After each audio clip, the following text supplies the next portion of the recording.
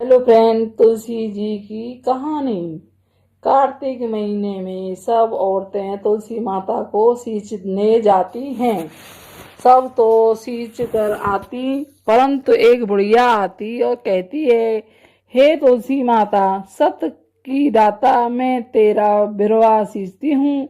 मुझे बहू दे, पीले रंग की धोती दे, मीठा मीठा ग्रास दे, बैकुंठ में बास दे, चटक की चाल दे, अच्छी मौत दे, चंदन की काठ दे, अच्छा राज दे, दाल भात खाने को दे, और 11 के दिन दे, कृष्ण का कांधा दे। तब तुलसी माता यह बात सुनकर सूंघने लगी तो भगवान सुनने लगी तो भगवान ने पूछा कि हे तुलसी, तुम क्यों सूख रही हो? तुलसी माता ने कहा, मेरे मन की बात पूछो। तब भगवान ने कहा कि अगर मैं यह बात नहीं पूछूंगा तो कौन पूछेगा? तब तुलसी माता ने कहा कि एक बुढ़िया रोज आती है और यही बात कह जाती है, परंतु मैं सब बात तो पूरी कर दूंगी, लेकिन कृष्ण का कंधा कहाँ से दूंगी?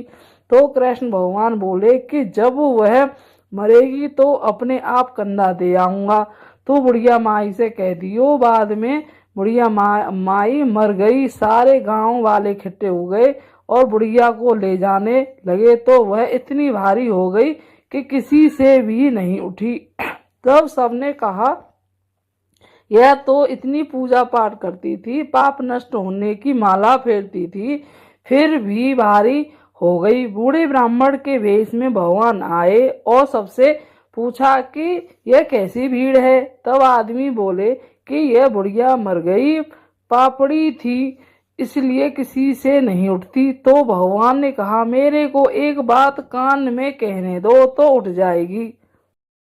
तो भगवान ने कान के पास जाकर कहा कि बुढ़िया माई, मन की निकाल ले, पीताम्बर की धोती ले, मीठा मीठा ग्रास ले, बैकुंठ का वास ले, चटक की चाल ले, चंदन का काठ ले, झालर की झंकार, दाल भात की जीम और कृष्ण की कंधा ले। फिर यह बात सुनकर बुढ़िया माई हल्की हो गई। भगवान जी अपने कंधे पर ले गए।